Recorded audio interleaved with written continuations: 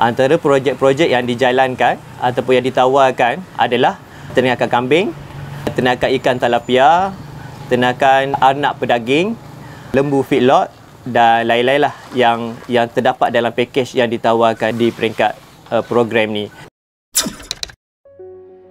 Antara inisiatif Felda untuk meningkatkan pendapatan peneroka adalah melalui program pembangunan peneroka.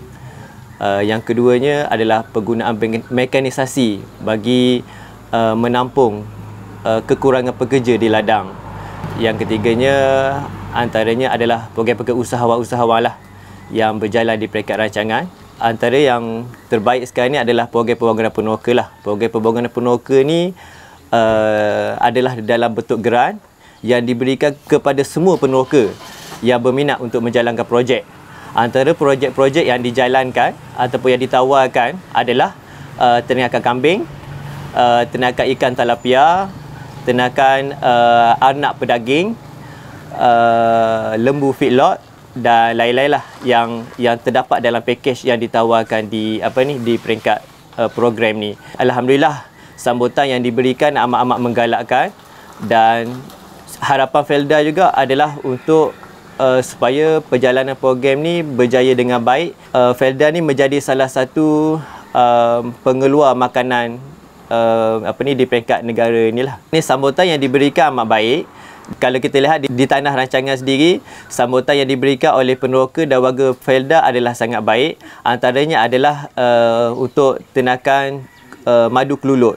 Dan program ni mendapat sambutan yang baik. Pengeluaran daripada ternakan madu tersebut dijual kepada off-taker yang dilantik oleh Felda dengan harga yang berpatutan lah di pasaran. Dan alhamdulillah dia sedikit membantu dari segi pendapatan peneroka itu sendiri.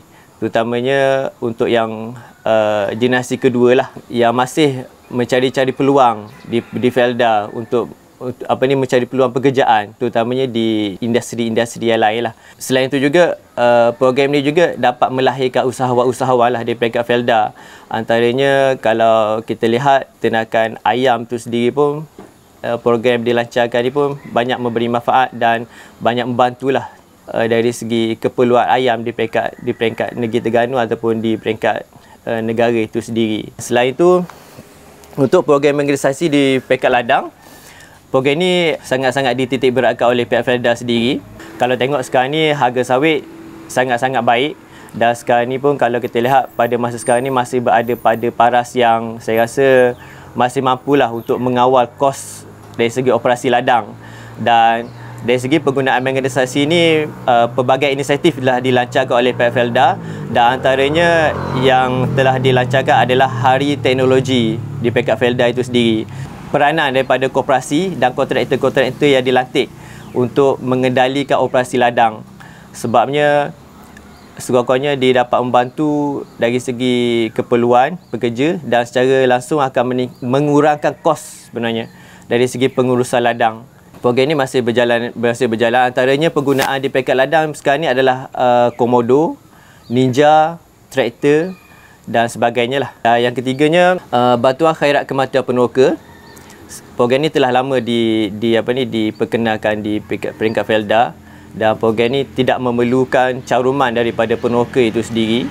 Apabila berlaku kematian, satu keluarga untuk setiap peneroka akan disumbangkan sebanyak RM3,000 sebagai menghargai usaha peneroka ataupun menghargai peneroka itu sendiri di peringkat Felda. Program ini masih berjalan.